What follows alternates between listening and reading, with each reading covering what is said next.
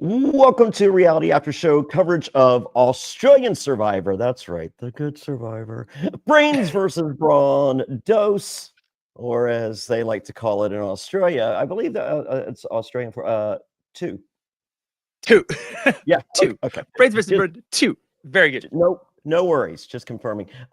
This is the premiere, episode 1. I'm Jonny Fairplay, joined by one of my favorite Titans. That's right. Definitely earned the title Titan. Eden Porter, welcome to. Thank you very much for having me, Johnny. Looking forward to this season. It's so refreshing watching Australian Survivor now and not being worried about you being on like The edit. like your edit, what are they gonna show, all this sort of stuff. I can just watch these other characters now and just enjoy it for what it is, a bloody good version of Survivor. So yeah, it's fun. And thanks for having me. This is great. I'm looking forward to chatting about Brains vs. Brawn 2 with you, my friend. It's going to be a wild season. Just from what we've seen already, it is going to be a wild season. Yeah. There were early rumor and innuendo. Maybe Australia versus the world was going to be the hotter season. Maybe they were going to swap the two, and I mean, unless Nash falls into the fire and bursts into flames like someone's hat, we'll talk about later. I think we're safe. I think this is pretty good. All the characters, like, they're already popping off. This is the first episode, and people are already hitting their strides. All right. Well, let's dissect this part real quick, and then we got some news, and then we'll go chronologically. Yeah. We have some bad guys here. We have two bad guys, as we like to call them in the world of professional wrestling, heels. Some straight up villains. Do you feel there was a true heel other than Raymond on Titans v Rebels?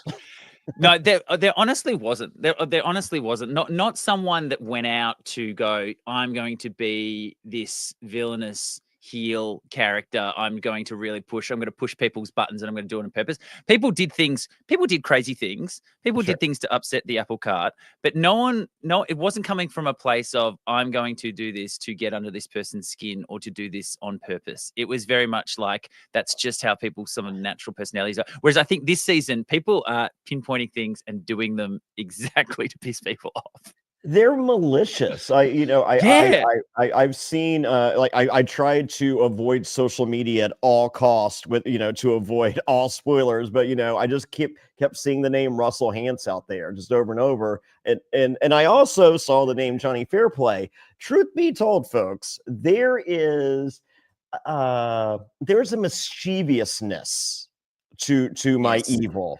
I consider myself a Loki in the world of reality villains versus a Thanos. Yeah. And I think you've hit the nail on the head. It's that, and Ferris had it a bit as well. It's that jokey sort of playing around, like fun sort of stuff that it never gets to the point of like malice or like wanting to like hurt someone. Sociopath. And I think that's, I think that's the word. That's the word that's escaping your vernacular. Vernacular is a word that our DJ friend is going to learn next week. I needed to put that in my 2 words a day. Oh, Zen is next level, though. Like acumen, like sales acumen or business acumen, as in that's the definition of the word according to our DJ friend. Yeah. And it's just sublime, Johnny. It's just sublime. It's sublime as knowledge of these words. Sublime is also the name of a band. Yeah. Which also may just be the definition. Man, I was hanging for Zen. I was honestly thinking he was going to rap all his voting confessionals. Oh, I thought that would have been just dropping some bars on everyone in his. Oh man, that would be. I don't think he's that good. So no.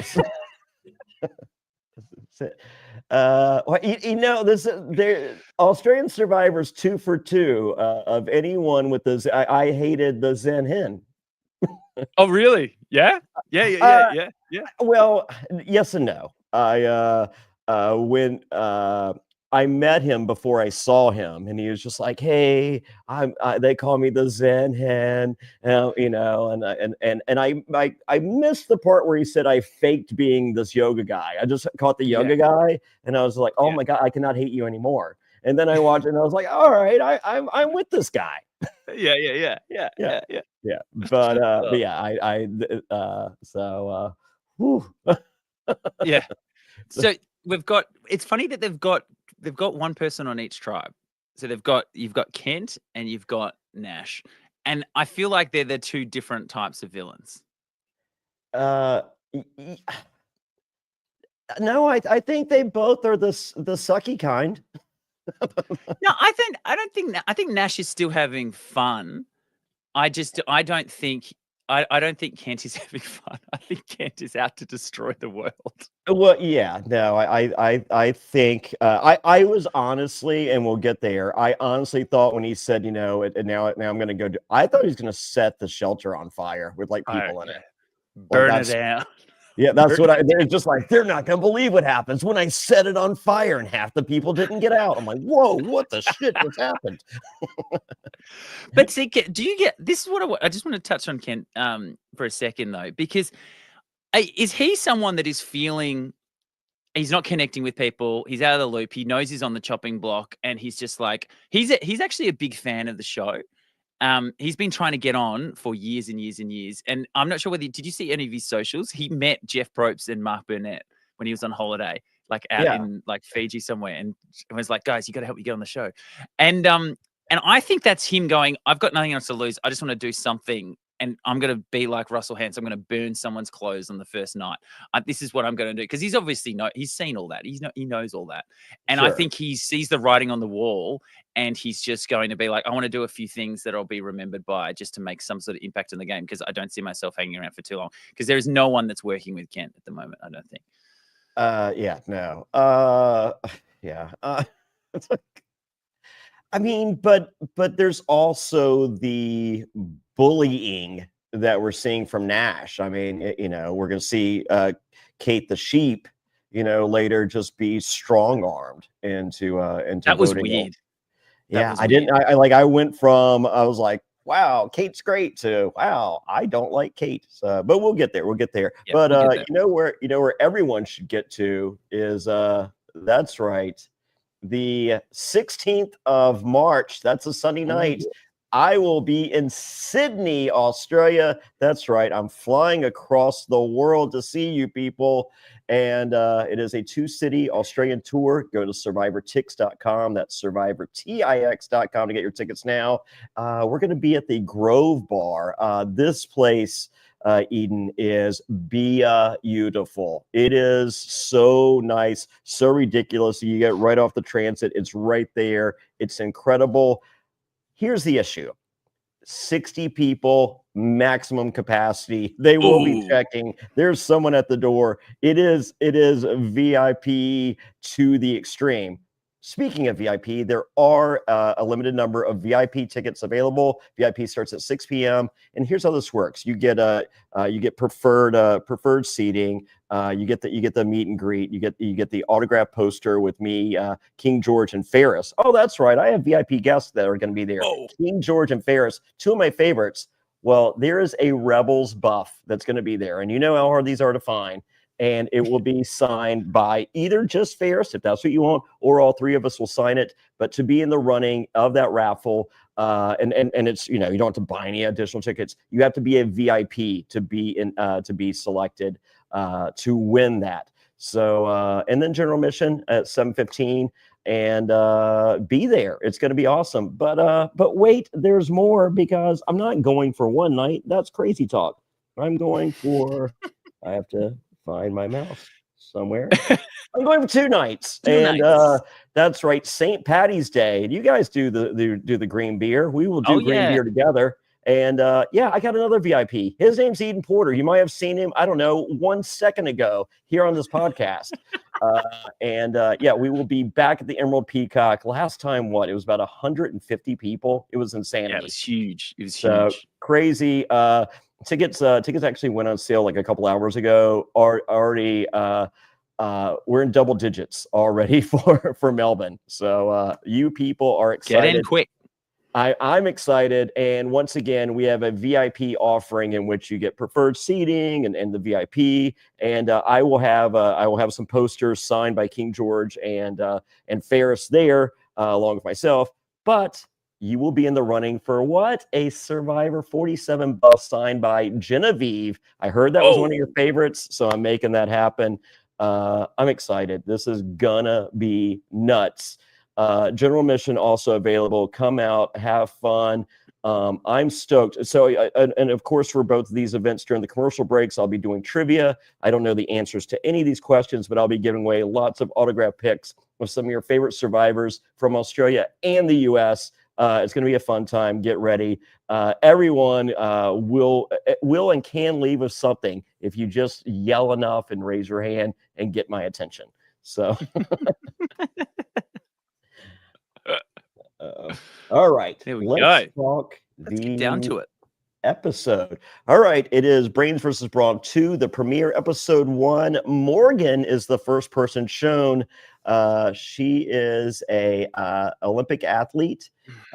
First person sometimes means something, sometimes means absolutely nothing at all.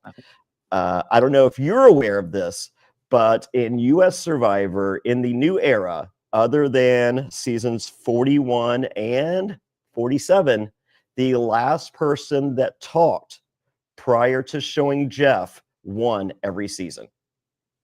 Oh, I was not aware of that. That is, I wonder if we've got a pattern like that as well. That's quite so that has been the deal, and that had convinced a lot of people that Sue was going to win 47 because she was the last person to talk. And I was like, "That well played, CBS. That is a mean trick." You love it.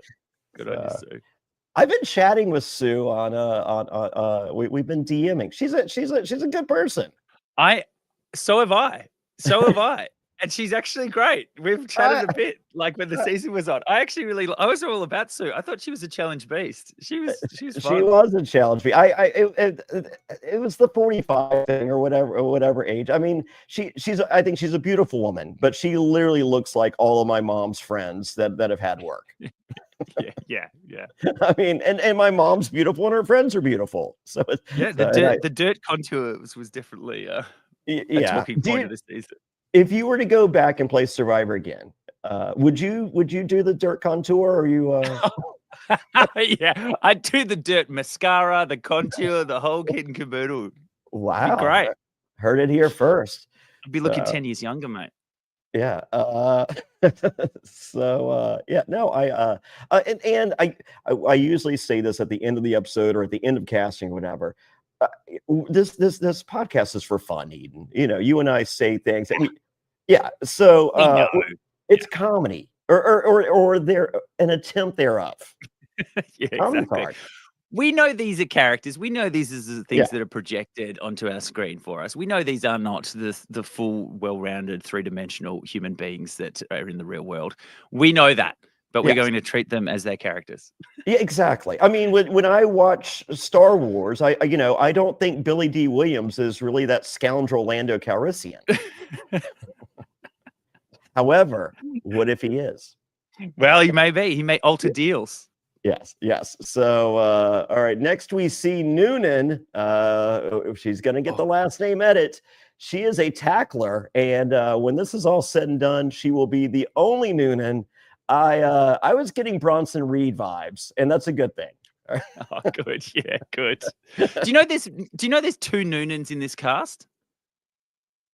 No. There's another Noonan, and do you know Charles from my season was also called, his last name was Noonan. That's 3 Noonans in 2 seasons of Australian Survivor. Well, Charles had the great wisdom of destroying the fish hooks, because if he was a vegetarian, if he couldn't eat fish, no one else could. Nobody could. And it was so amazing that we saw none of that on the show. Because Charles was involved. If Charles was involved, they cut it. That was sort of their rule. And he was so nice in real life. I don't, dude. He's lovely. He's so good. I saw him tonight, and we watched the episode together. He's so good. I love Charles. I don't like. What did I mean? Did he accidentally pee on a camera guy or something? Like, no, it was honestly. My hypothesis is it's how he went out. He went out with a twist. He went out with a crazy twist. The Ferris and Eileen and Kirby being the only people that can vote, and I think he had to be portrayed in a way that was not a fan favorite, because I think there would have been blood on the streets if someone that was getting a really good edit was suddenly taken out by a twist. That's just my opinion. And for the people to have done that, being some likable personalities on the show as well. Yeah, exactly. So it's just like, I mean, because that blood goes on their hands. Yeah, exactly. Yeah. So that's what Charles missed out. But that is a lot of Noonans. And Noonan in this show 100% is there as a super fan. She's wearing the sweater vest, the Cochrane sweater vest. I know. Other than that, she's great. Other than that. But she wanted the last name. She wanted it to stay out there. She wanted to be called the Fairplay or the Sestranino or the Fishback, and she wanted that, and she's got it straight off the bat. And JLP's there for it as well. I'm there for it. JLP's there for it. So that was my winner pick, right? Yeah. Well, I don't know if she wins, but I'm pretty sure. I feel like we have a narrator. Yeah, so do I. Yeah, I think she's going to be really good. I think she's going to get a lot of that. I think our witch friend, the other Laura, I think she's going to get a bit of that in the brains as well. She's getting. I did not hate her as much as I thought I would. Yeah, see, told you. Well, see, my fiance is she does not believe in wizardry or witchcraft. Yeah, actually threw away my kid's Magic 8-ball because there's sorcery about absolutely. So now my there rumor and innuendo, there were some bad spirits somewhere around my house at one time. My fiance talked to the angels, and the heavens levitated off the ground, and those spirits are no more. Okay, you look lighter. No, you look less worried right now. I'm well rested. So it must have worked. I watched Captain America last night. I got a good nap in. God. All right. After this podcast, we'll destroy the Marvel franchise because they're doing it one movie at a time. Yeah. What happened? What happened? Kaplonk. Thank you. All right. This is why we podcast. This is why we podcast. This is good. Just for the references. Yeah. Zen could have allegedly could have been on the Brains tribe. You won't see the intelligence. I agree with you there. This was one of the most wild packages and confessionals I think I've seen in a long time. It was bouncing around everywhere. It was the fact that he was like, "You won't see my intelligence coming." I could have been on the Brains tribe easily. I'm actually, when they say rappers, there's not a lot of rappers in Survivor, and he's like, it was just, and then his words, Johnny. Two words of the day. Yeah. What do we have? We have acumen acumen. But the definition of acumen, for those of you wondering at home, business acumen and sales acumen. And the definition of sublime. The definition of sublime is this is sublime. Yes. By definition. Use it in a sentence. I feel that's where the confusion set in. Yeah, by definition, he meant, because I think Zen has been in one spelling bee, and he just remembers parts of how a spelling bee works. Yeah. And they're like, and he heard the kid beside him. He's like, "Can I get the definition?" And then he heard the "Can you use it in a sentence?" And he's combined those two things. To which the definition is actually using it in a sentence. and very short sentences. I loved it. I was there for it. That was so funny. everything that he put out there about being like he's going to be undercover and he's going to be, he went right up to the line of saying that he was going to act dumb. He goes, not dumb, but just under that, just under it. If Zoolander were a rapper, oh yeah, his name would be Zen. So actually, he would be like Zoolander's arch rival. That's not as good. Yeah, that they have the battle. They have the battle again. Yeah. It's he's the youngest in the cast, and it definitely comes through. Yeah. Sure. My favorite part of it, as if everything else wasn't amazing enough, he is wearing a. I have a couple of Gucci belts, with the 2 G's. So so they're not cheap. They're about $550, $600 American, which is, I don't know, $1,200 Australian. So I have a couple Gucci belts. My fiance. It's a thing. Okay. Actually, I take that back. I have 1 Gucci belt, 1 Louis Vuitton belt. But but I'm a fashion plate. That's part of the gimmick. It's a write-off. It's a write-off. Yes. It is a write-off. It is a write-off. I mean, They're just writing it off. Writing it off into the sunset, using it as a sentence. That may not be the definition. So I do not. Just for the record, I do not have a Gucci belt. Okay, that's fine, and not everyone needs to. So, but it's the 2 G's. It's a thing, and either have the Gucci belt or don't have the Gucci belt. Our good friend Zen. I use the word friend loosely. I would give you the definition. Actually, I will give you the definition. My alleged friend good Zen. friend Zen. There we go. He's wearing the Coach version of the Gucci belt, which is just 1 C and not the 2 G's. And it's just like, just don't. Like, if you can't do the 2 G's, don't do the 1 C. That's not equal to. You're blowing my mind now. So that's not a Gucci. That's a Coach belt, is it? Yes, yeah. And I don't even think they make a guy's Coach belt. To each his own. So yeah, or exactly. Her own, as in this case. Well, yeah. I think he's going to be good. I think he's going to be good value, Zen. I'm here. I'm here for the Zen of it all. I going to the cast assessment, possibly my least favorite. Yeah.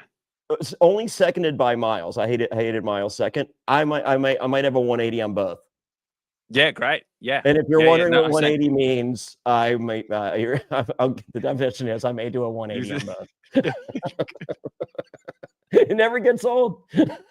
It won't. Expect that, but we got 24 episodes to do. Hey, well, there's a school bus of hitchhiking brains. That was so weird. The brains bus and then the Brawn running alongside. What was?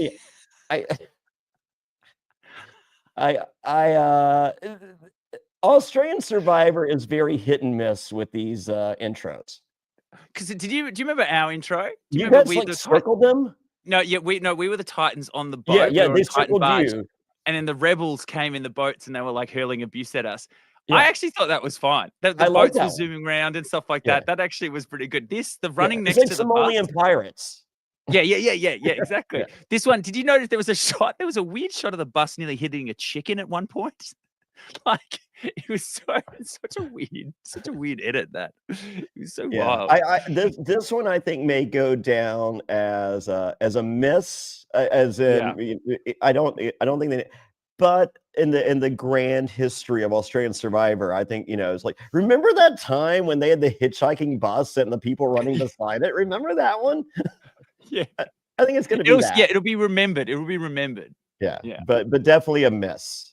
Yeah, I agree. All right. Karen is a Dr. Brain. Okay. Rich is a director that hasn't cast me yet. And I thought this guy seemed like a straight to DVD kind of guy, but Antonio Banderas in his last movie, which reminded me that yes, in fact, he is a straight to DVD kind of guy. See, you thought I was going to go the other way. Yeah. Yeah, No, Antonio no. Banderas. Yeah, Antonio Banderas is not in Captain America, New World Order. No, but he was in Paddington 3, so there you go. Ups and Oh, downs. there's a new. Was it Paddington Goes to Peru is coming Yeah, out? no, that's it. That's it. Antonio Banderas is in that. Oh, He's really? the ship's captain. Yeah, yeah, yeah. Oh, wow. Paddington's You know great. what? Paddington 2 was great. When I was a little kid, Paddington was like my favorite. Really? That's Yeah, amazing, mate. yeah. Have you watched Paddington 2? You should watch Paddington 2. You'll love I it. don't think I've watched Paddington 1. Well, you'll be lost then. I have no idea. I did watch The Wild Robot yesterday. Oh, Or yeah, did you like that? 2 days ago. No, I cried. And the Yeah. last thing I want to do on a Saturday night at 8 p.m. is cry. It's an emotional roller coaster. When my 7-year-old's playing on her phone. Yeah, yeah. Well, we just my Phoenix, my 2-year-old, we just got him watching. He just watched Wall-E. He really Okay. liked that. He really liked Wall-E, and Wall-E's an emotional roller coaster as well. Sure.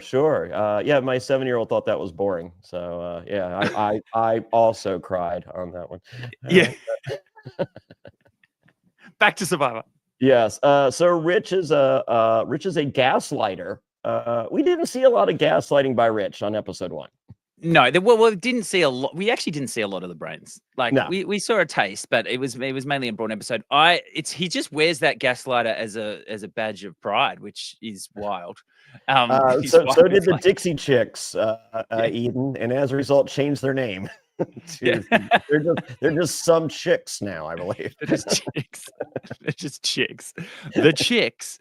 I thought I hadn't seen any video. You know, when we talked about did our cast assessment, I hadn't seen him. So Rich came as a different character to me. I was all in on the director aspect of him.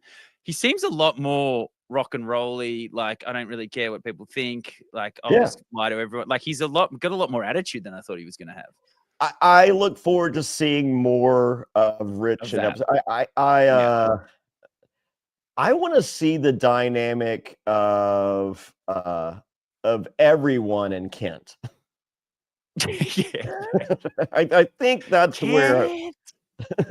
Yeah, we'll get there. Next is big money buyer Miles. He's a pole dancer. Yep, it's true. Love that. And a freak in the sheets. Yeah, the spreadsheets. Hey, that was a good line. You like that? Okay, I'm watching this because I wanted to hate him. I mean, it's just everything. I mean, he's the Cochrane archetype that Christian Hibicki that I'm not a fan of. So you can be. It's okay. I get the love for that archetype. I hate it. I like it. I think it's a fun archetype. I think Cochrane nailed it into the ground. But I still think Christian Hibicki, I still think there's versions of it that are really fun. Carson. Yeah. See I may have liked Christian Hibicki. However, I was a fan of Allison. Oh yeah. So Dr. Allison, and I was actually Dr. Allison. I like Dr. Allison too. Yeah, I was at Dr. Allison's viewing party at UNC Chapel Hill the night that she eliminated Christian, and I could imagine the entire planet, booing and crying, and I was at the one place on Earth where they were cheering like crazy. I was like, I wouldn't have it any other way. There you go. So, and then you're turning around on Miles. You're turning around on Miles.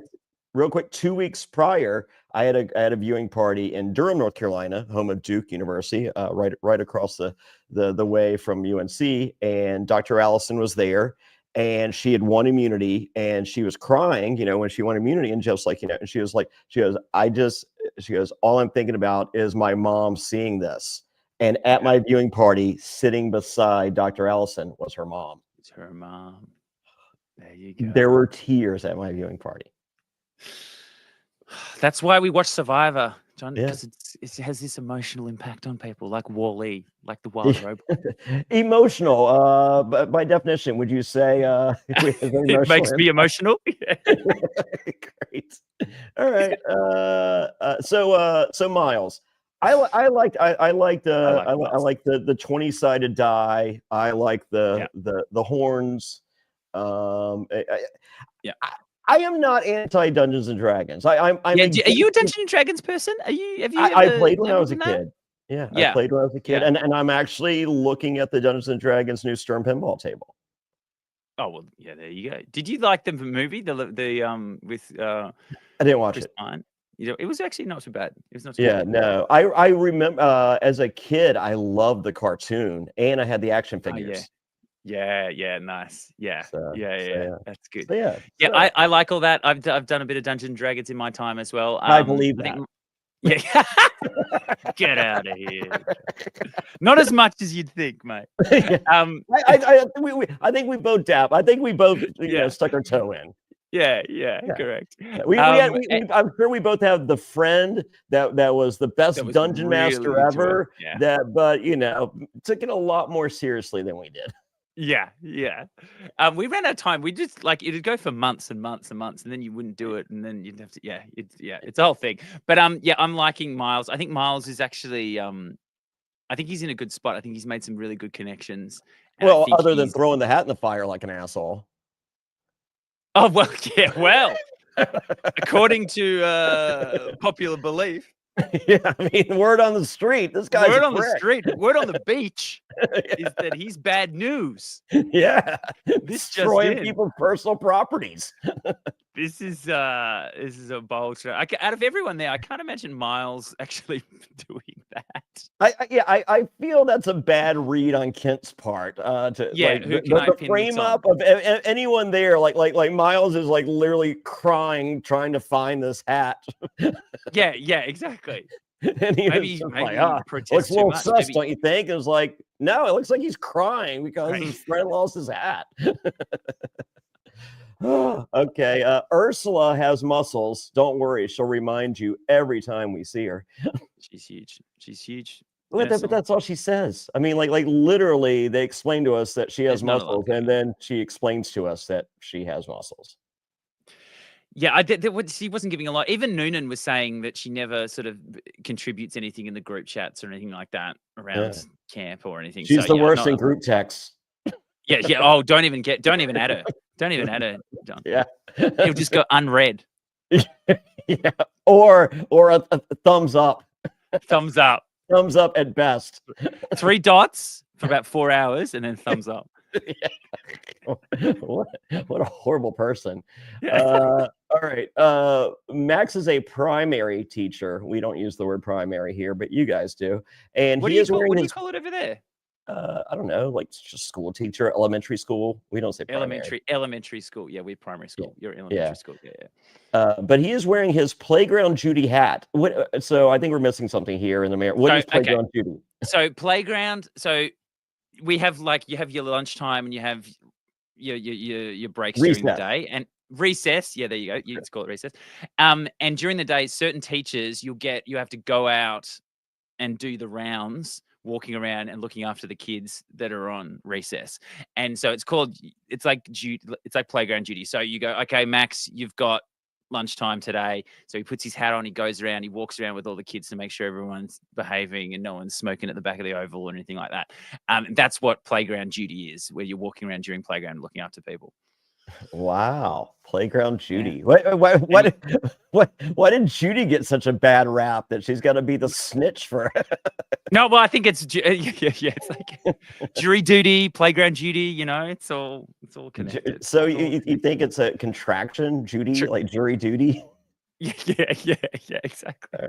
All right, or is it an acronym for something horrible? I don't know. You know what we need to ask? Zen. Put it on your words list, Zen, if you're watching. Yeah, what does Judy mean? Just do some research. Like Judy, definition, Playground Judy. Thank you. That's all we needed. But what are you thinking of Max? Max has got a lot of energy. Zero chance of winning. Absolutely. 0.01. Yeah. Well, okay. Yeah, sure. You can't go completely. Yeah. Okay, fair enough. I mean, well, Kent could set everyone on fire, but Max. So there is that. Yeah. I'm getting old, Eden. So, my former self would have hated him. Yeah. Oh, you're getting soft in your old age, are you? I am. I am. Yeah. I got. It's the two kids. It's the kids of it all. Yeah. Yeah. Yeah. Well, it's funny. It's funny that because he does seem like a primary school teacher, whereas Alex in our season came in saying he was a school teacher, and he's not. He studied that, but that's not what he does. Yeah. But this Max seems like he's He with just kids hooks all up the with his time. hot chick all over the place and films it. Apparently. Yeah. Yeah. You saw that. Yeah. But Max seems like he hangs out with kids all day, and he's got that youthful energy that he's used to bouncing off the walls and things like that. Yeah, I think but although I think he could get a bit of a dodo edit. I think they've already started a bit of the, like, the way how good was that editing, by the way, that confessional where the wave came over and hit him. Oh Perfect. God, yes. That's Survivor God smiling down. That's so perfect. But even King George, when he came back for Heroes Villains, you get you remember me, the great, and he falls in the hole, and yeah, of course, yeah, it's perfect. It's perfect. Some things just work. Yeah. So it'll be interesting to see where he goes, but I'm worried that he's gonna be a few things. Like they started with we'll get to the challenge in a second, but when he's throwing that stuff up there, I'm like, what are you doing, mate? No. What no. I think the likability for me personally with Max is I have a 7-year-old and a 17-year-old. I would want Max to be their teacher. Yeah, he seems like a super fun teacher. Yeah. So, not Zen. I mean, because my kid couldn't get into a college because of their SAT scores of Zen. No, your kid would come home every day and be like, "I've learned 2 words." Yeah. Acumen and sublime today, and you tick them off, and you go, "Yeah, yep." Come home from school. School was sublime today. I learned a lot of acumen. Wow. You've put that to good use. You'll buy yourself a Coach belt one day. Yeah. I love Zen. Oh, I can't wait for Zen to reach out. Yeah. All right. Well, hey, it's Brains versus Brawn. Dose, welcome to the rematch. Yeah, JLP is here. Yeah. I don't know if you call it this. JLP has been working out in the off season. He is really. Really? Do you think so? Do you think so? Do you think his arms have got any smaller or bigger? Do you think veins bigger with more veins? Yeah, the veins. They pump the veins. Mate, he's doing some curls before he comes out there for that shot, mate. You know he is. He's looking good. He's looking very good. He's a handsome man. He explains that Noonan rolls off the tongue, and I'm like, whoa, hey, JLP, this is a family show sometimes. And he was loving Noonan, right?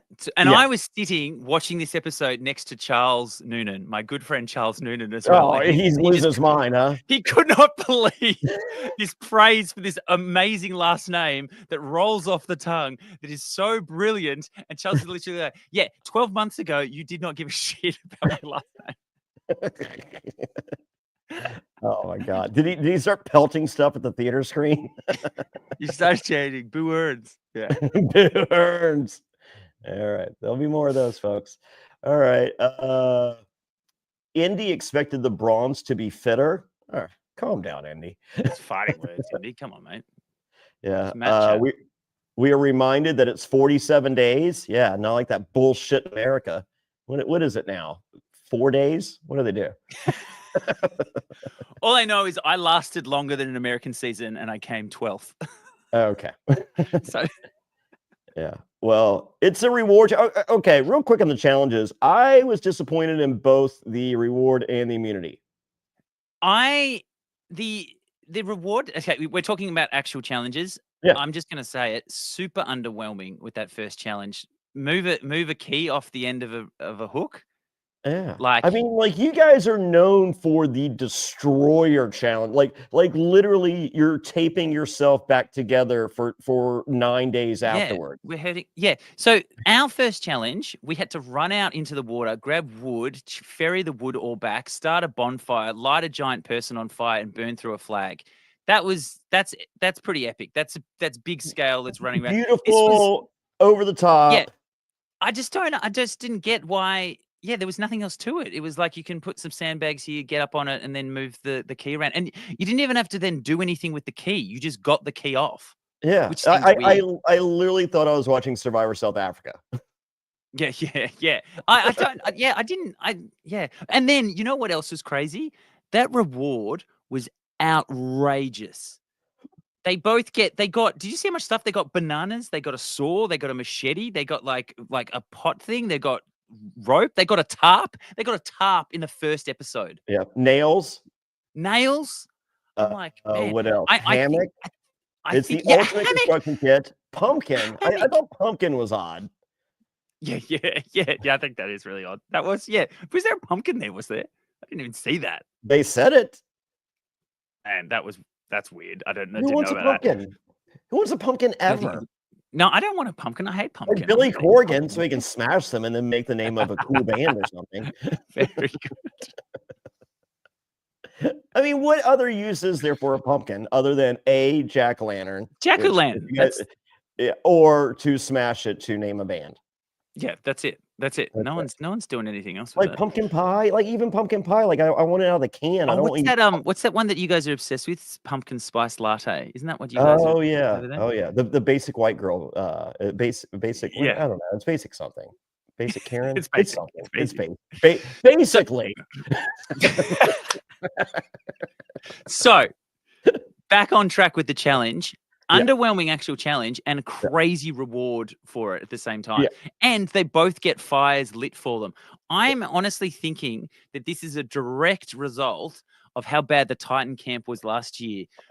We were told that it was one of the worst shelters they've ever seen in the history of Australian Survivor, our crappy Titan shelter. And I'm not sure whether or not they've gone, we need to set these guys up for success because we can't have another Titan shelter on our hands where people are just walking around in the rain feeling terrible and looking sorry for themselves. So maybe that's a result of that. Wow. Way to ruin it for everyone else. Yeah, sorry. Or maybe help everyone else for the future. Yeah. Well, thank you. So you're welcome, Brains versus Brawn 2. No worries. Yeah. So let's see. Well, if you're wondering how high the key was above the ground, it was 6.5 meters. And in real speak, that is 21.3 feet. It wasn't that wasn't 6 meters high, surely not. 6.5. Really? That's what JLP said. That is pretty tall. I'm like I'm just under 2 meters, so that's 3 of me. I'm like a Smurf. I'm 3.5 apples high.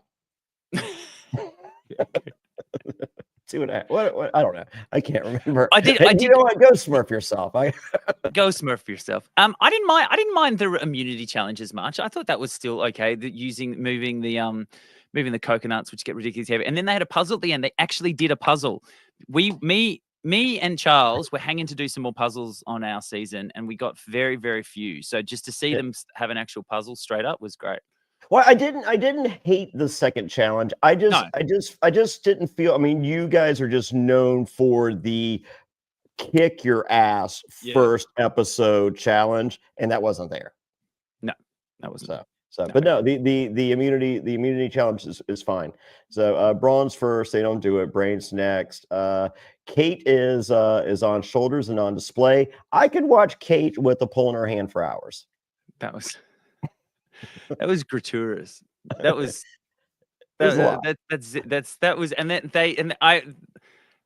don't know where the production was like, make sure she's standing that way. Yeah. Like that seems like very on purpose. Yeah. Right. You think? Yeah, you think? Have you ever seen Flick? Yeah, true. Yes. So apparently she wears cheeky bathing suit bottoms. Oh, cheeky, really? Well, because they show those first, and then they 45 seconds later finally get to her face. Her face, yeah. So Kate, welcome to the show. All right. Well, we're at our tribe camps now, and Noonan cringes when Zen raps, and I was like, what? Much like his SoundCloud audience. Do you think Zen has a Bandcamp page? Yeah. Yes, I do. Okay. I think Zen. Yeah, Zen's he's got his old MySpace account. No, he's too young for a MySpace band. Yeah. Well, you know who owns MySpace now, right? Who? JT, Justin Timberlake. Does he owns MySpace? Yeah, he bought it like 5 years ago. Because I know it transitioned into like a band. It was more like it became more like a band and Yeah. artist website. When I was back in my day. Yeah, back in my day, and Back we had in a top my 8. day, Yeah. we had a top 8, baby. And we Yeah. had our song playing when you loaded up the page, and yeah, those were the days. Yeah, and then people would leave glitter comments, and I would block you. No, got no love for glitter comments on my page. So, People have no idea what we're talking about right now. it's fine. Well, no, I'm sure my demo, we're good. Okay, good. Oh, well, there's bananas and pumpkin. Nash hates when people socialize. Me too, Nash. Yeah, that was odd. Yeah. Yeah. Look at all these people talking and introducing themselves like assholes. It's like he's never seen this game before in his life. I think he was prepared for maybe the circle or anonymous. Oh yeah, there you go. Yeah. Yeah. I just don't like, you don't go into that game going, oh yeah, all these people becoming friends and building connections. Waste of my time. Yeah. Well, instead of that, I'm just going to find an idol in 5 minutes. And don't worry, I will tell the first person I see that I have it, and then like an asshole walk into camp. So, okay, let's just talk about this. Let's just talk about Nash. Let's just talk. Yeah. Let's just do it. Okay. Yeah. So there was. I get it if you find an idol and someone sees you finding it, and you sort of have to come and you go, okay, well now I'm stuck with this person now. We're in this together.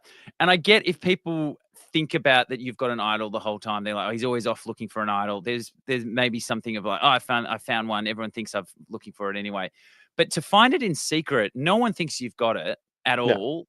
Yeah. And then to instantly go, okay, I'm going to show this person, and then I'm going to wear it at camp. Just a wild read on the game at this point. Like, I just don't think that's a wise strat. I don't like it, but I think it is a wise strategy, because I think there was a lot of people coming in with a kumbaya attitude that were not prepared to play the game anytime soon, and he changed that dynamic like immediately. Yeah, he did. But I think him starting the game like that, making people play the game that were not prepared to play the game that quickly, that's why the strong arming of Kate works later, because they haven't had time to get their footing to know what to do. But at the same time, that's not a winning game. That's a I don't think it's a winning game, but I think it's a game. It is, yeah, okay, it's a game. I think it'll get you through a few tribals until they just split the vote, and then you just go home because you haven't built relationships with anyone, and because there's no one willing to. Those girls, I'm telling you right now, those girls are not sticking with him as now that he doesn't have an idol. That Morgan, who was it? It was the girls that jumped over. It was Morgan, Christian, Kate. They're not sticking with him. They're off. They're off Team Nash now that he doesn't have an idol. Yeah. No, I am happy that he's trying. I've had my fair share of Nash already. I was glad he was there as a good character. He worked for the first episode to make it exciting. Yeah. I'm not a fan, especially having 2 daughters. I don't like a dude strong arming women. Like, you can strong arm other dudes, and I'm cool with that. Or maybe I even applaud it. But strong arming women, I don't like you. Yeah. Okay. Yeah. No. It doesn't come off well. It doesn't come across well. No. But once again, it's a choice, and he made it. It's a choice. Yeah. So Kate sees it as a target. Don't worry, she'll change her tune. Let's go to the other tribe. Laura is a good white witch. I was like, oh God, listen, people like the good black witch on Wicked, so maybe relax a little bit there. Oh, you know what? I think she meant that a different way now. Just reading it out loud, I think she meant it totally different than what I. Yeah, you got to learn your witch. You know what? I like Laura a lot more than. Did your notes say? No, Yeah. I actually love Laura. I think she's good. So coming into the game, obviously getting cast on the show, that's a great character to like trope. Like I'm a witch. I'm a I witch. see people's auras. Like that's fun. That's a casting dream. That's everyone's all over it. And then when you get in the game, you can have that in your game, and you can use that to make sort of connections. Like I think the Witches Coven, we'll see how well that goes this time. A lot of the Witches Covens don't have the best history, No. but I think she is so much more switched on, has so much more self-awareness. I think she was worried she was going to get like the kooky crazy edit, like I thought she was going to get the kooky crazy yeah, edit. yeah. Honestly, like the Kelly edit of this sort of wacky person, but Yeah. you can already see there's a lot of subtext going in. There's a lot of building relationships with people, and she's got way more self-awareness than initially you would suspect. So I think I'm really liking her as well.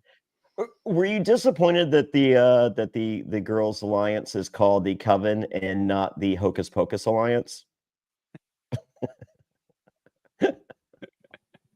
They're all WandaVision, Agatha all along. They're not OG Hocus Pocus. They're not they're not sort of, I'm not even sure they've seen Hocus Pocus. They're all pretty young actually. Lauren's are you a Hocus Pocus fan or no? I like the first one. My wife loves Hocus Pocus, and the second I didn't think the second one was very good, but she is a big fan. It's made me watch it many times. Yeah, I'm a heterosexual. I don't care for it. Sorry, heterosexual man. Sorry. Yeah. There you go. Because there's a lot of women. It's a very popular film. It's a lot during Halloween. It's just like, oh my god, the Hocus Pocus of it all. Yeah. And I'm like, what about hey, if you hate Hocus Pocus, what about Practical Magic? Have you seen that one? No. That was Sandra Bullock. I like the sequel in Practical Jokers. I thought that was good.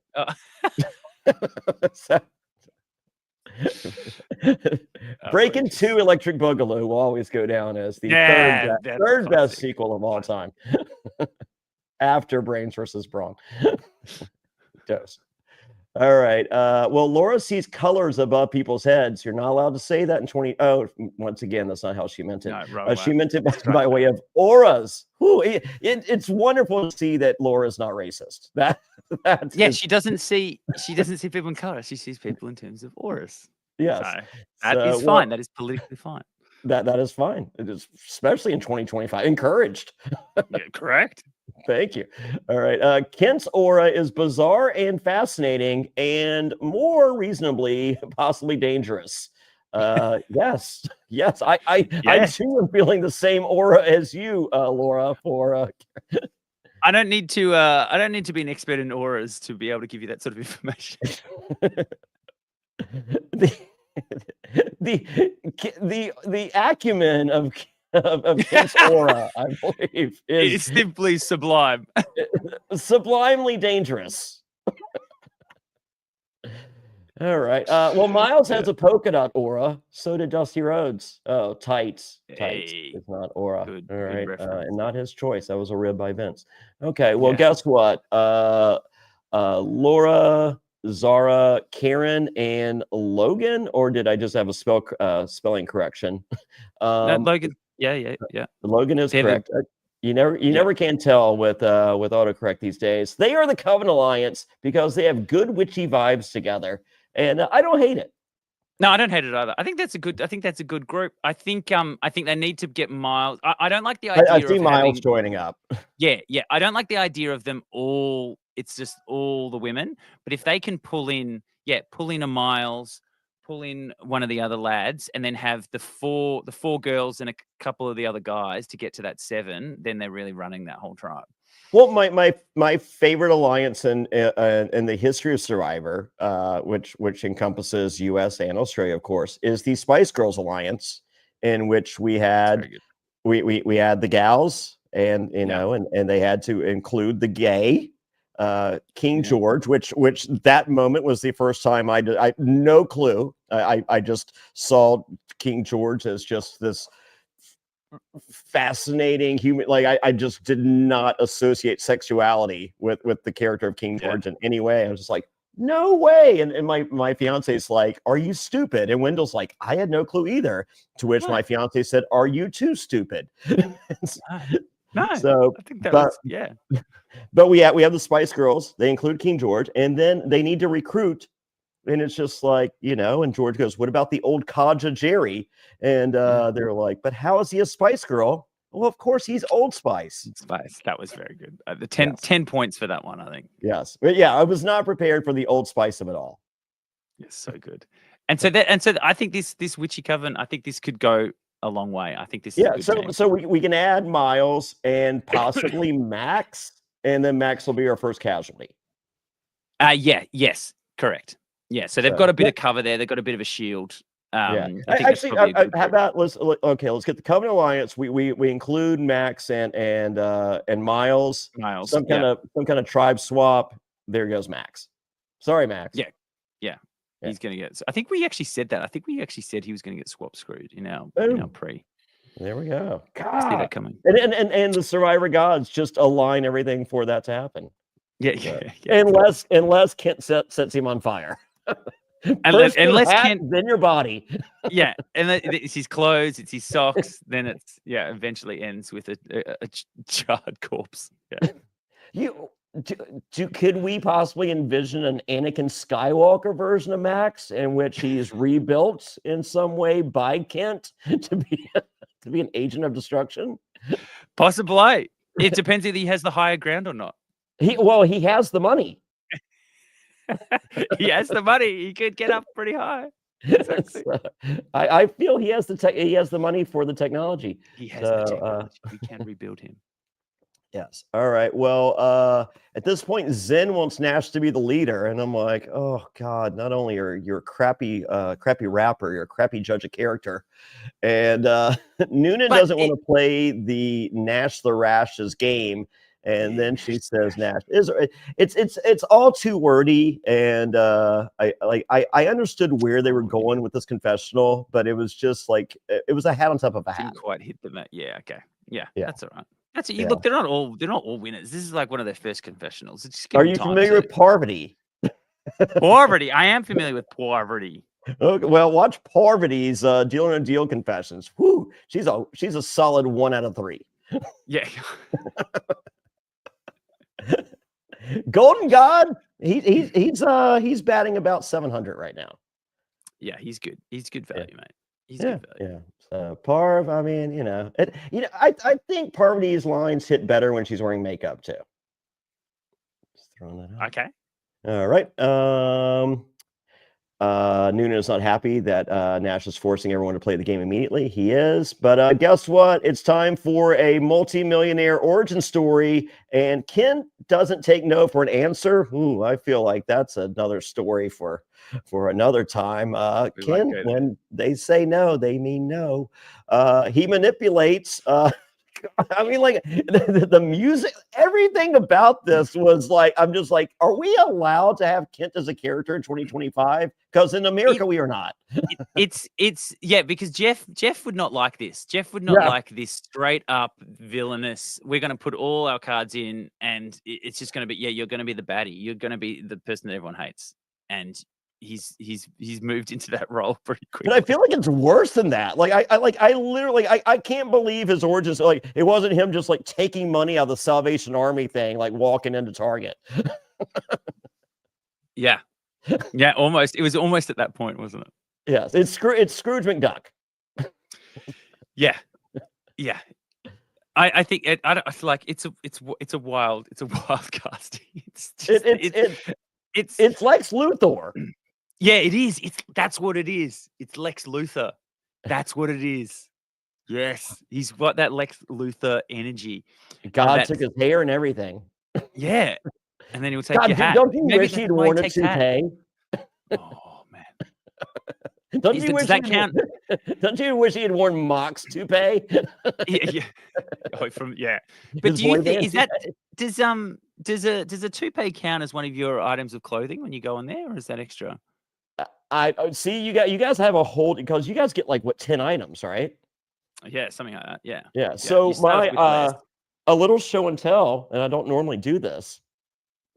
So my luxury item for Pearl Islands was supposed to be the $1 Million Man Ted DiBiase Pillow Pal. That was your luxury item. This is my luxury. Thunder D actually purchased from me off eBay from London. So someone had it. Wow. And I got permission from WWE. I got permission from Tonka, who made this, but Ted DiBiase owns his name and would not give me permission. Ted DiBiase himself Would not got in give me contact and said, "You cannot use this." Yes. That's insane. Moron.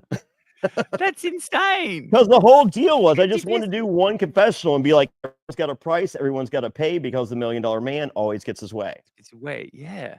Oh man. Moron. Okay, so what did you end up taking instead? You're about to see. I have it as well, right here. This is so good. This is show and tell. I love show and tell.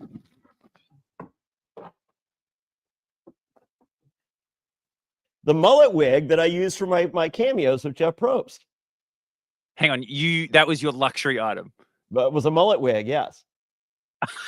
Are you kidding me? No. How did I not know that? Well, no. So here's the thing. We didn't get anything because we were shipwrecked. Yeah, the great marooning. That was so good, that shipwreck. So yeah, so we didn't get any luxury item. You didn't get any clothes back, did you? No. The challenge in which we were divided into two teams, and I beat Burton's team, and we went on the massage reward. Me, Lil, and Dara. We got clothes. We got swim trunks. That may have been it. I think we got swim trunks. No, nothing else. I was just like, what else did we get? Oh yeah, nothing. And Rupert was having a skirt made, and they had the sewing machine. The sewing machine was a reward. So those sleeves that you see on the Jeff Probst stand up, that's what Krista made. So I would put those on at night, and so we were destroyed by mosquitoes. And so at night I would wear my buff over my face so they wouldn't get my face. Yeah. And then I would tuck my pants into my socks so they wouldn't get my ankles. And then she made those sleeves, and so then they didn't get my hands anymore. She was great. This was great. Yeah. All right. Well, back to this. Kent says he manipulates, but he also throws hats and fires. And he is a Komodo dragon. And for those of you that don't know, a Komodo dragon takes a small bite and then it releases a poison, which releases toxins into your body and kills you over time. Yeah. That's a lot. It's a lot. It's a very detailed breakdown. It's not actually toxins. It's actually just the bacteria that lives in its saliva. But Kent knows he's Komodo dragons and he wants to be the Komodo dragon. And then I think he refers to himself as a praying mantis as well. He's really going later this season. He is a praying mantis. Yeah, so he's going all in on the animal analogies. It's a bit much. It's a lot. It's a lot. He really wants to be known. So right now, I am glad Kent's there. I think Max would disagree. But sure, I wonder if it comes out. I wonder if it actually comes out that he took the hat at all, or whether Max is sitting down watching that first episode, just being like, "It was you." Yeah. Oh yeah.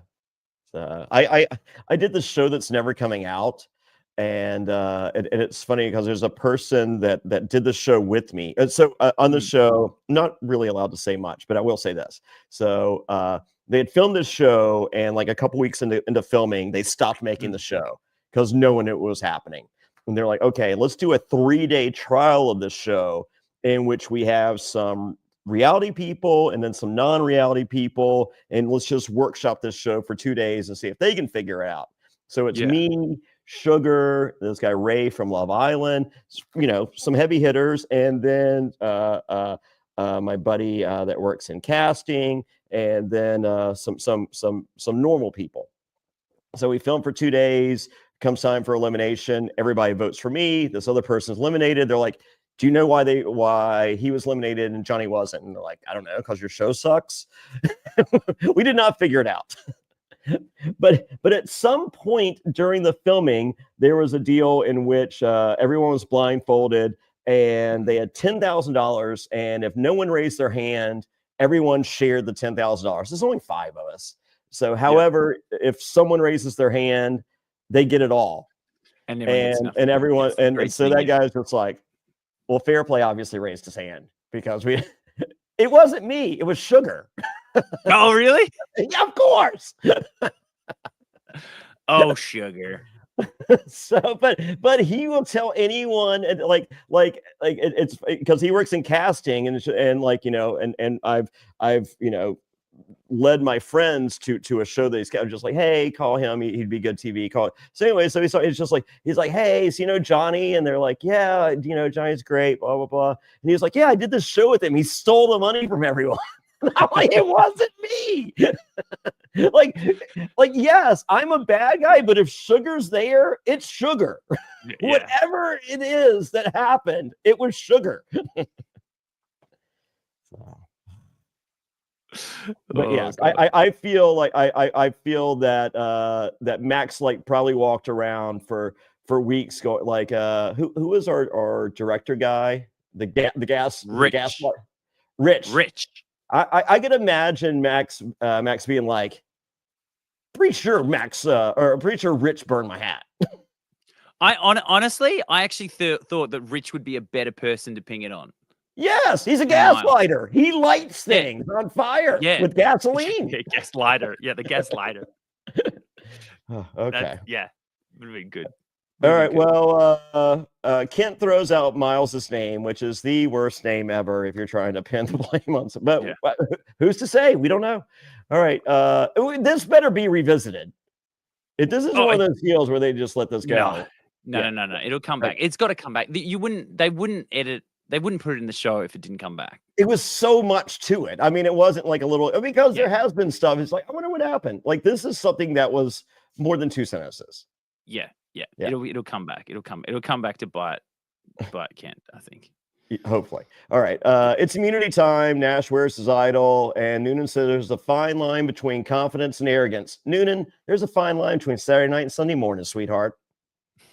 That's what my grandma used to tell me. just figure out, throw it in. Throw it in. Just throw it in. Yeah. Okay. Noonan's got the good lines. She's come back pretty hard. Yeah. She had to do a make do for the rash thing.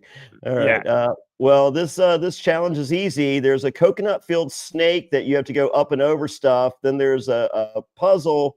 And the snake is over 170 kilos. And for those of you wondering at home, what that really means is 375 pounds. Yeah, it's heavy. That's a lot. Yeah. Oh yeah. They're no joke. They're big. Yeah. Everything's big out. Everything's big out there. Everything's heavier than you think. It's really hard to pick everything up. Yeah. And then the puzzle at the end. Now the classic. This is the classic puzzle move. You got to take your shirt off when you do that puzzle. Now, what did you think about Nash doing the puzzle at the end? First of all, he fell over the falling. Well, see that he never got his bearings right after falling. Yeah, it was the head trauma from the fall. Yeah, couldn't get the puzzle together.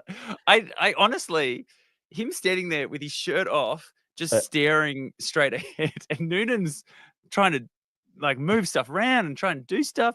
He was just offering nothing. It was wild. Oh no, he as I believe as Morgan noticed, it was just like every time she gets a piece, he like picks it up and then moves it away. Yeah. And then he would stack stuff in the, like, I was just like, this guy. And the fact that neither one of them like it literally took minutes to figure out that Brawn was the solution.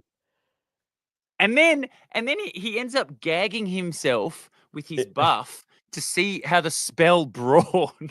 Yes. What has happened? I mean, there is a huge difference. Like when they're casting brains and brawn, like literally there is a difference in mental acumen, if you will. Yeah, actually, good. Who knew? It pays off, mate. Yes. Well, that was in case you were wondering or scoring at home, that was a 56-piece puzzle, all the same size. That wasn't a 56-piece puzzle. That's what he said. There's no way that's 56. He said it. Well, if JLP So you're said accusing JLP of lying about the height of the key and the number of puzzle pieces? Yeah. I think JLP's got it totally wrong. That is I like to call him Jonathan Hyperbole LaPaglia. JHLP. So that puzzle. We were dying for puzzle like that. Like me and Charles, we did 2 puzzles. We were 2 for 2 as a team. We won both of our ones by the slimmest of margins.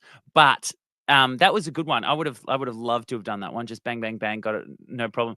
Who was doing the other? Who was doing the other puzzles? It was Laura and who was the other person doing it? Indy was killing it. Oh, it was Indy. Yeah, Indy was great. Yeah, Indy was great at it as well.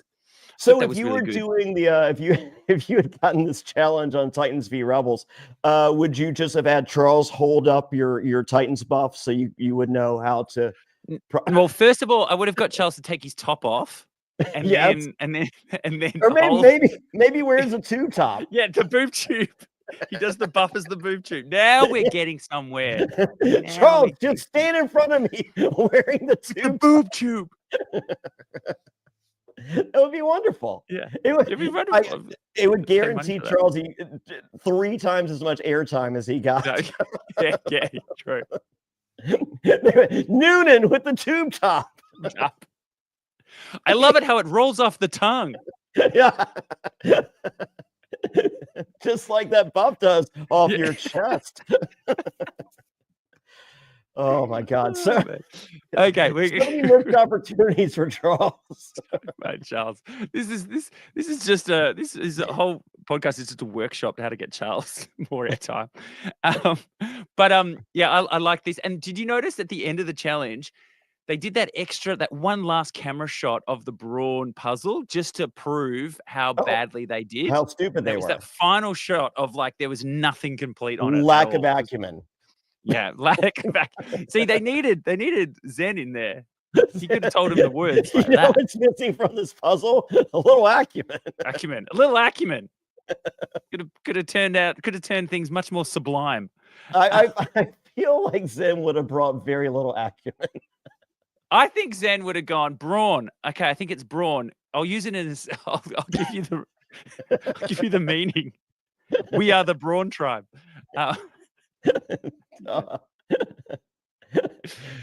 So the Brains win, the Brawns lose, and then we don't see the Brains again for the rest of the episode. It's all Brawns all the time. I am a huge proponent in a 2-hour premiere. Always. Yeah. Oh, yeah. It's great. It will. Every time they've done it, you've got to know way more people. You form connections with more of the cast members. It's much better. Yeah, I mean, because a lot of people like to watch the premiere and be like, so-and-so is going to win, or so-and-so is my winner pick. Yeah. You have so little to work with the Brains tribe. Yeah. Brains tribe's done now. And especially the more likable of the 2 tribes is the Brains tribe, and you literally know nothing about half of them. Give it time. We've got a 2-hour episode. I think I could walk away going, I want so-and-so to win. Yeah, but the thing is, there was a lot of Nash. He did take up a lot of Kent, a lot of Nash, took up a lot of screen time. I feel like more Nash than anything. Whew. All right. I think there's a lot of Nash. Well, they get back to the beach, and Nash immediately calls out Zen for a talk, and no one else. And I'm just like, this guy's reads for a salesman. He's really not good at the salesman stuff. It was like, just come over here with me privately. Let everyone else talk. Yeah. Put me out. Yeah, I have an idol which I may or may not be using for myself or others, but I will put the bullseye on you as my partner in crime and accomplice. Yeah, that makes it so easy. And Zen's like, I don't know what either of those words mean. I haven't got to them yet. He's like, hey, that's my today word, accomplice. What's the definition? I am an accomplice. Thank you. Nailed it. Nailed it. There's a whole season of this, folks. Yeah. So if that doesn't make it as easy as possible to be like, oh great, there goes Zen, there goes Nash, five votes Zen, 5 votes Nash, split We're it, done. See you later. Yeah, but Could have no. been so easy. Yeah, Nash tells Zen he wants Candy out first because she's not into him, or other reasons. There's a lot of Russell Hansie action going on. Yeah. No, Russell would have got the girls on board though. Russell was always opponent of getting the girls on board. The two dumb, in quotation, Well, according to him, yeah, the two dumb correct. girls. I Yeah. feel like Candy was too smart for Russell Hantz. Yeah. Candy's a fan as well, which Yeah. always like hurts when a fan goes out early. But Yeah. she wouldn't Ursula, have- no problem. Yeah. I thought it was going to be. I honestly thought it was going to be Ursula. I did too. I was just like, is Yeah. this the best premiere ever? Yeah. Well, yeah. Like, and then we it's, lost a recruit that literally said 3 things. Like, production and her said the same 3 things about her, which were all the same thing: muscles. there wasn't a lot. There wasn't, which is why I was like, okay, this is going to be a really rough edit for Ursula. She's going to go home. She hasn't had her backstory. She hasn't had a package about it. She hasn't said anything. Like, there's nothing there. And I'm like, that is a rough edit. And bang, gone home. And then poor Candy takes the stray bullet. Yeah. So, is Ursula even watching the show? I'm not sure. I'm not sure. I know Yeah. Candy. I know Candy is. I know she watched it. I've Yeah. reached out to her. Who was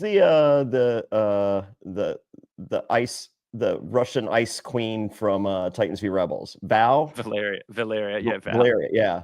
Did she ever watch the show? Did she watch it? She watched it when she was on it. Yeah. You sure?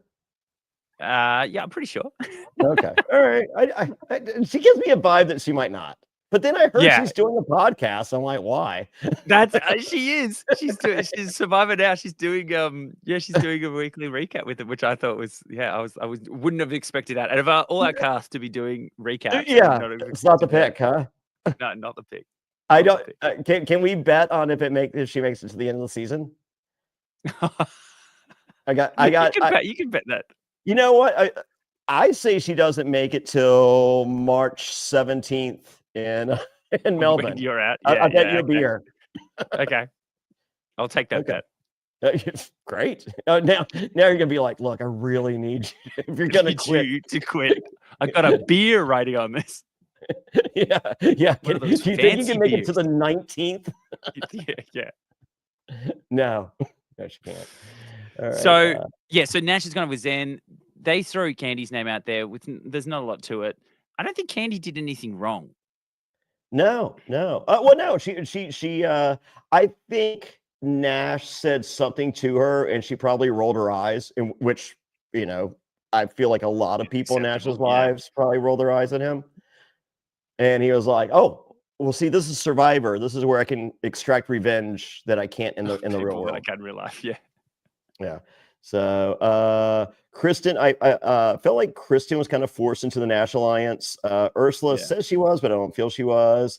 Candy and Noonan want to flush the idol. Ursula's the backup plan. Petey and Zen allegedly on board. Zen tells Nash that Ursula's up. Nash tells Kate that she is next and she doesn't want to vote with him. And this is where I say, strong arming women, that's not cute. Yeah. So. Right before Tribal, very important. Nash tells the viewers that he's safe and he's not playing the idol. Nash is a liar. Yeah, Nash is always playing that idol. I honestly, in that moment though, I did feel bad for Ursula because Ursula's walking off, and then Nash is like, "Oh, by the way, you're being thrown out there because you and me are together," and she was just like, "What? Now I have to find an idol." And then they're walking around together trying to find an idol. And it was just... and Nash goes, "It's really hard to find an idol." And he found one in 2 seconds. At all. When did it become hard to find idols, Nash? Yeah, just after you got it. And then I feel the same thing. All these bullets, like, I don't feel like anyone really did anything wrong, like, besides Nash coming out the gate too hard. I don't think Candy really did anything wrong. There was one moment, right, at the well where Paulie's there, and who else? Paulie Someone Walnuts else from Sopranos, yeah, or Paulie Paulie Walnuts is Calafiore from The Challenge, or no, or Paulie the DJ Paulie ambulance D. driver. No, DJ yeah, Paulie no, D. no. Okay. So this Paulie says to Cabs here. Andy, yeah, Cab's here. Paulie says to All more memorable than Paulie was in this episode. Just want to throw correct. that. Correct. I think Paulie's got upside though. I think Paulie does have upside. I think Well, he's gonna, sky's the limit. The bar is set. sky's the limit. There we go. Candy goes and they say, look, don't freak out. Your name's out there. We've got the votes. And she goes, are we sure? Okay, I don't want to freak out. And you do get that that feeling of, okay, I need to do something. But then when you've got everyone around you saying, no, don't freak out. That'll paint a bigger target on you. Just go with the flow. I think she did need to take some sort of ownership and sort of try and get some agency in the game, because really she sat back, thought she was doing the right thing, and she paid the ultimate price for it. Yeah. So, no, I think with Kate, it's like Kate was just like, I don't want to go. And they're just like, oh, you're not. And if you do, we don't really care. And then it's like, well, that doesn't work for me. Yeah. Like someone needed, Noonan needed to hold Kate's hand. Yeah. I don't think that they had someone there going, guys, don't freak out. Don't play into his mind games, because honestly, they could have done a 4-4-4 split. Yeah. And it would have been fine. Yeah. They didn't all need to do, they could have gone, okay, we can cover our bases. We can do a 4-4-4 split. We can do 4 on Nash, 4 on Candy, 4 on Ursula. Nash uses the idol or doesn't. We re-vote and we all put out, like, we got it. It's fine. Yeah. I just don't know why they got in their own heads. And then it felt like to me, there was not that check-in of like, these are the numbers. This is what we've got. Don't worry. It's locked in. We can do this. No one's got. And look, I get it. It's really hard to do that on a first vote because you don't know these people. You're there. It's day 2. You don't really have any trust with anyone. And it's really hard to go, yep, this is 100% happening to split a vote so early. But you've just got to. And I just don't think they had those extra conversations. They could have easily gone 4-4-4. Yeah. I mean, I think so. I think Noonan is a big enough of a fan where she can understand the urgency of stuff. But I feel like the fandom is blinding her and not seeing the simple emotional component of some people don't see all this. Yeah. And if you don't take those extra few seconds to hold that hand, and I wouldn't be surprised if Kate is learning later on that, it's her. And, it's just like, hey, it's you. And, and you get the don't worry about it. And then there's production like, hey, we need you for confessional. And then we're going to tribal. Yeah, then you stop. And all that's in her head is, I'm fucked. Yeah. Because that's all production's saying. Well, they're not. Production's like, hey, you seem good. Like, talk about the day. Okay. And then they're ending with, hey, you think you're fucked? Because that's kind of what they said, right? Or, you tell us. So I think Candy, because what Candy could have done, Candy could have gone, I'm really worried about this. I'm going to put an extra vote on Ursula myself. She's not going to vote for Nash. She's going to put an extra vote on Ursula. And then it would have been 5-5. Would have been a 5-5-2 on Nash. And then they would have re-voted and Ursula probably would have gone home. Yeah. So, it's tribal. They talk about the 5 minutes. It's a record, according to Nash. Who's to say? All right. It's Candy and Ursula on the chopping block. Ursula reminds everyone that she's strong, and that's all she's bringing to the table. And take note of that. Nothing. Oh, yes. For if you didn't catch production telling you and her only other talking about herself. With that, it's time to vote. I have Nash as a liar. He did play the idol for himself. Candy's first out. I'm like, wow, she's not Courtney Yates. And yes, both Kate and Morgan had Candy votes. Zen, our favorite rapper, based on acumen alone, he did vote for Nash. Yeah, which the group we were with went nuts when they saw that as well. They were like, "Yay!" It was good. It was a good little result. So yeah, some good. It wasn't the best premiere in the history of Survivor or Australian Survivor. And I think a lot of that has to do with that big, grandiose physical challenge. Because I really feel that's for anyone that's never seen Australian Survivor that I turn on to, and you can get the links at realitypatron.com, no problem. But for those for my American friends that have never seen Australian Survivor, they see that big physical Australian. They're like, "Holy shit! Like this is different." So, and this wasn't different. This was U.S. Survivor. Yeah, except for 47 days. We'll see what the next episode has. We've got another one coming up. And bad guys. We got bad guys. People love bad guys. We got bad guys. People love to hate bad guys. People love to hate bad guys, man. Yeah. Take note. Take note, American Survivor.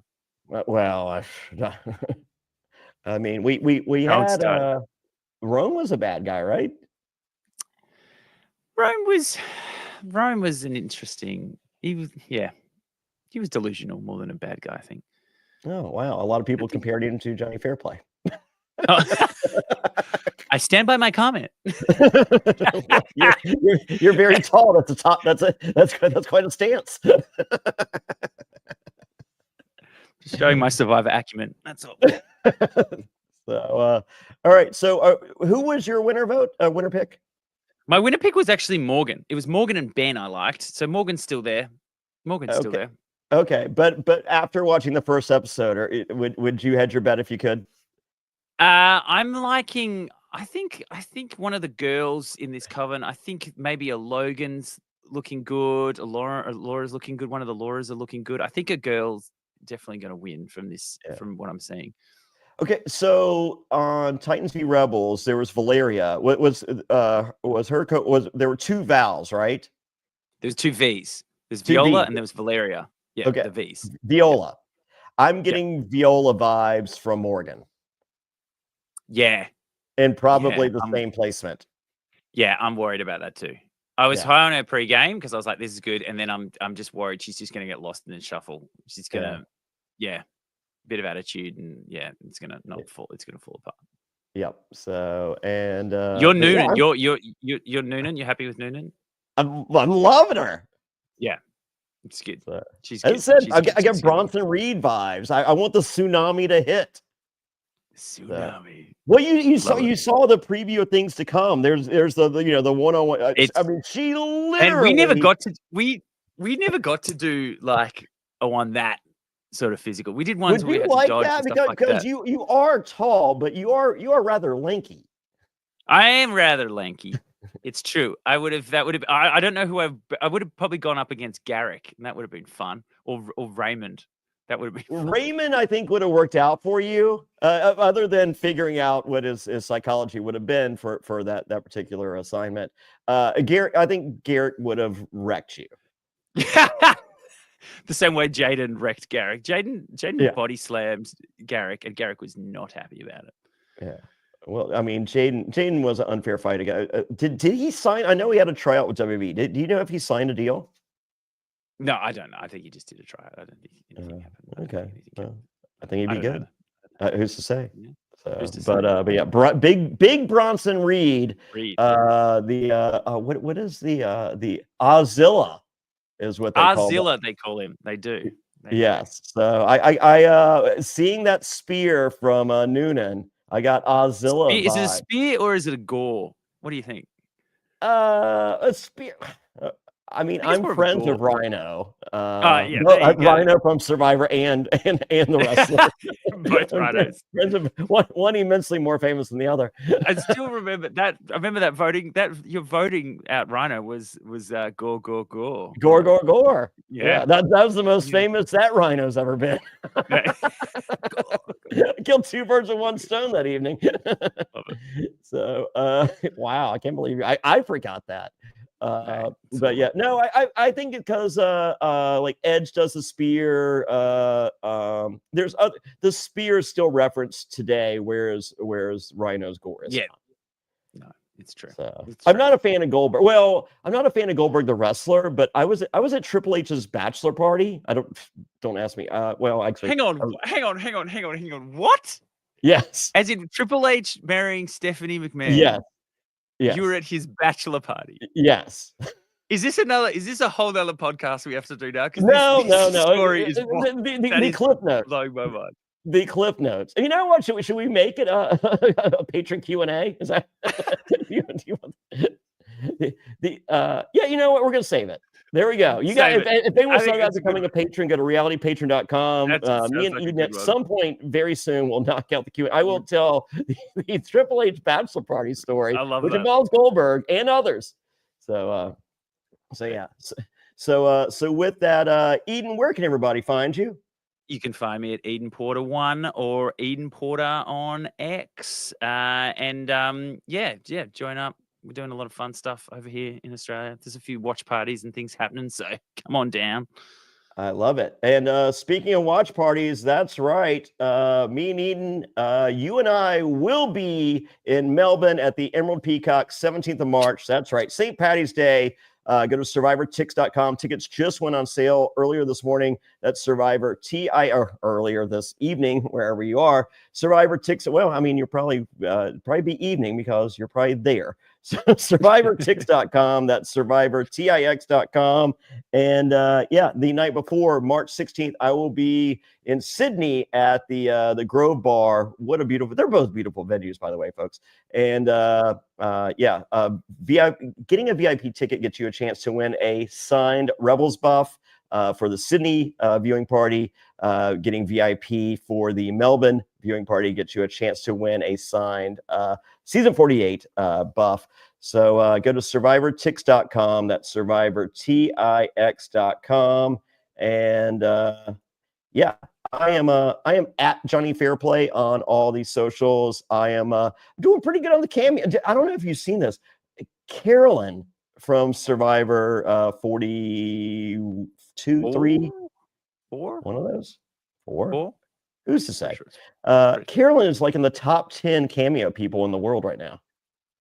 Carolyn's good, mate. She's killing it on the traders. She's so good. You know what? I felt like this was a bad week for her. Yeah, but she's still overall.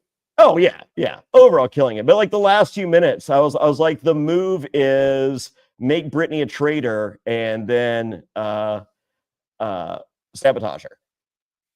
Yeah, straight up. Yeah. Survivor 44. Never doubt me, John. I'm not. Hey, here's something you can take to the bank. Doubt me. I have no idea. Don't know. Once again, I do Survivor trivia. I have all these amazing prizes to give out. I know the answers to none of the questions. So just answer authoritatively. Hey, there's another word for us in authoritatively. Authoritatively. Yeah, we'll see if that pops up. Definition. Answer authoritatively. And with that, go to JonnyFairplay.com for links to everything. No H and Johnny. Thank you, Eden. Thank you, Johnny. Tomorrow. We'll do it all again in about 10 hours. We'll see everybody.